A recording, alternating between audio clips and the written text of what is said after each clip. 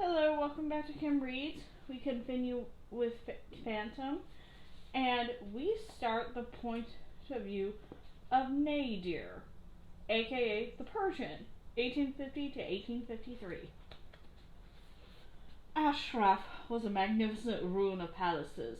There had been, over the centuries, as many as 6 different royal residences contained within its huge wall of circumvallation, all beautifully laid out in their time with stone terraces, canal, cascades, and lovely awans. But once the hall of 40 columns burnt down, little was done to restore the opulent glories of former years. An air of shabby decay hung over the Bagi Shah and the guard of the Seraglio. In this enormous ground, orange trees and gigantic cypress ran riot among the jungle of wildflowers and weeds. The court came to the maritime province of Manzardin for a brief period each winter to escape the harsh bleakness of Tehran's plummeting temperatures, but only infrequent fleeting visits were made each spring and summer. So far, for much of the year, the area suffered the neglect peculiar to deserted poverty, with scorpions and small lizards sunning themselves peacefully on the terraces. I always thought it was a shame. Mazandaran is a great place of natural beauty and deserved better from its imperial masters. It was said that the new Shah intended to make changes, and since he had appeared to me to be every bit as vain and pleasure as his predecessor, I thought it quite likely to overcome a residence more in keeping with the station than the crumbling relics of the past. There was a second time in a week that I received a direct summons to the palace. Once more I went there with a quaking heart, wondering what fresh unpleasant commission was about to be foisted upon me. Even in this tropical backwater, we were not immune to the religious uprisings that had been taking place in the capital. The execution of the Bab in July had not been put to an unrest, merely exacerbated it, with the result that the name of Bobby had become a convenient label for any dissident and sufficient excuse for their eliminations. Bobby activity was reported everywhere, and I, as chief of police, had found my prisons bursting at the seams like everyone else's until the executions brought their own form of release. The stinking, decaying bodies have been publicly displayed as a tableau warning to those who might still be tempted to voice their heresies. No wonder the flies have been so bad this year, issuing like a plague from the malarial swamps and lagoons from the Caspian shore. I was never asked to be made Droga of Mazdaran, and I had obliged to confess that there were times when I thought I should rest far easier in my bed as a lowly secretary. There were hundreds of us Shahzada in Persia, all entitled to claim imperial descent from thin smattering of royal blood that ran in our veins. The Shahs had always exercised a peculiarly excessive talent for paternity, and blatant nepotism had run riot for countless years because of it, until someone died and freed a post more suitable to my regrettably squeamish nature. Daroga of Mazandaran I would remain. I had a modest estate, a son, and a respectable position in society to support. I couldn't afford to be overly peculiar about the nature of my employment in the royal service. The post gave me a good pension and brought me to court sufficiently often to enable me to keep a wary eye on those next in blood who were frantically trying to appropriate behind my back. Rampant corruption and blatant backstabbing were the inevitable results of our system of government. The Persian court was not a place where a wise man took his eyes off the enemy for a single careless moment. Passing through the sublime porch which led into palace complex, I was directed out into the gardens, to the wooden pavilion which had been hastily and half-heartedly erected to replace the hall of 40 columns. Although it looked ready to fall down, the product of inferior design, poor materials, and idle workmen, Persia was slowly stagnating after a glorious past. Evidence of decadence and decay was everywhere.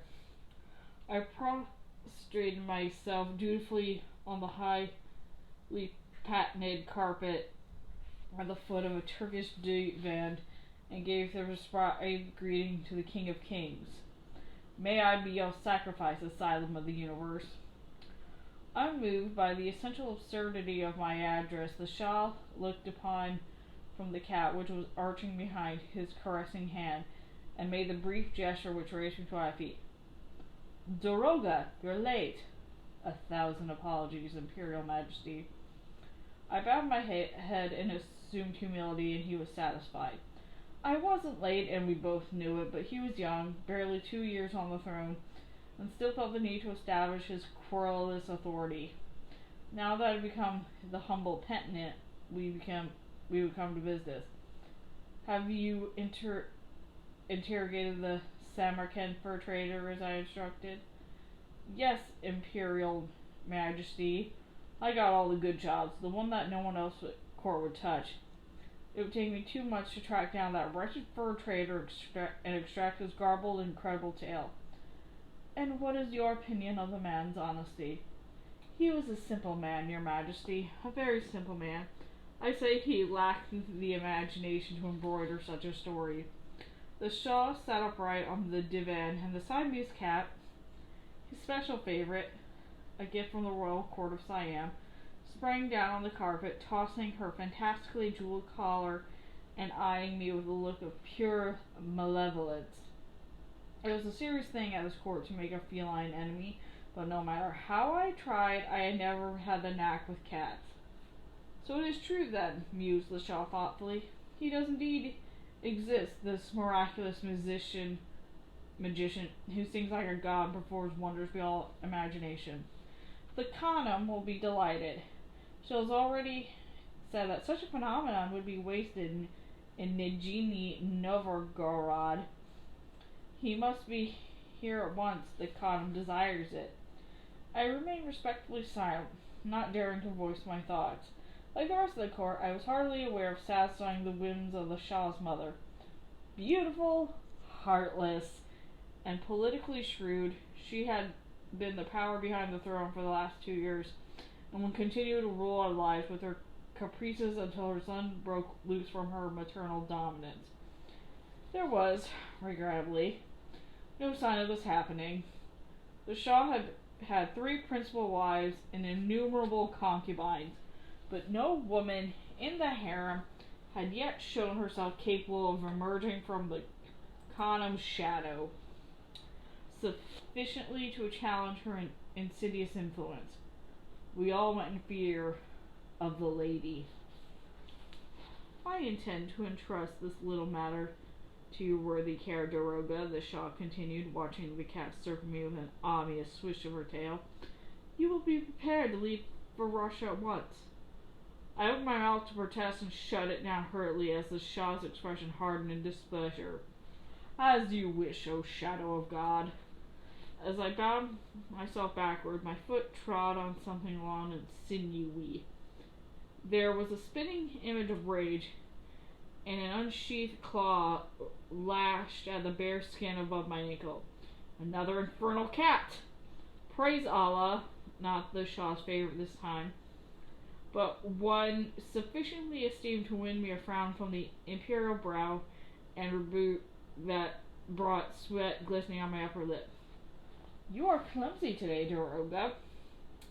I mumbled profuse apologies like an idiot, but my efforts at consolation only won me another vicious scratch from the indignant animal.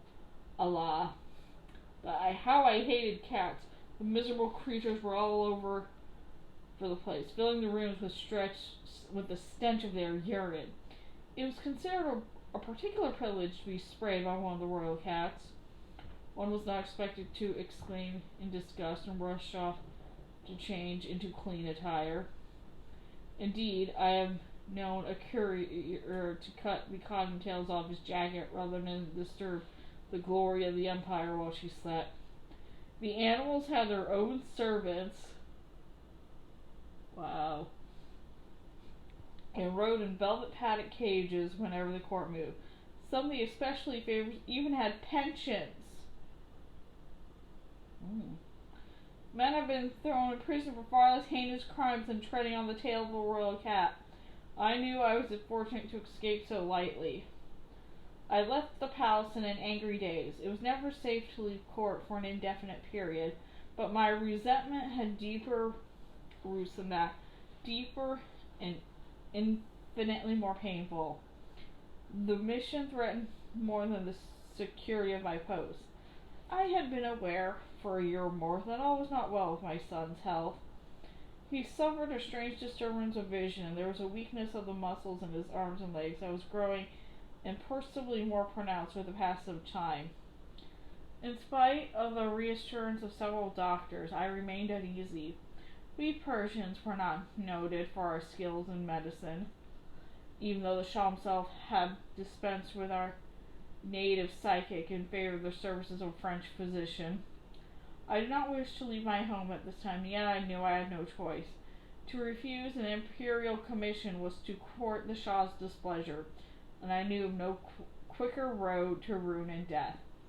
That night, as I patiently explained to Reza why I must leave him the care of servants during the period of my absence, I suddenly realized what a great disservice I had done him by failing to provide him with another mother. I had had my share of concubines, but since Rokita's death I had never been remotely tempted to avail myself of the 4 wives to which my religion entitled me. It seemed disloyal somehow. Whenever the itch of manhood was upon me, I simply availed myself at the services of a woman in the household and continued to push all thought of marriage into the background. But now, staring at Rukita's pale and delicate child, I wonder if I had not betrayed them both by selfishness of my grief. There were tears, as I know there must be. I had encouraged the boy to overly depend upon my affection, and now I would not even tell him when I would be back. So, to buy myself smiles instead of tears, I told him I was being sent to find the greatest magician who had ever lived. And I had promised him that, once my mission was accomplished, I would bring this 8th wonder of the world here to our home before I took him to the Shah. How easy it is to distract a child with promises. If only guilt could be so easily appeased. Watching Reza limp clumsily out of my apartment, I heartily cursed the Khanum, whose accursed whim was to force these bleak months of separation between us.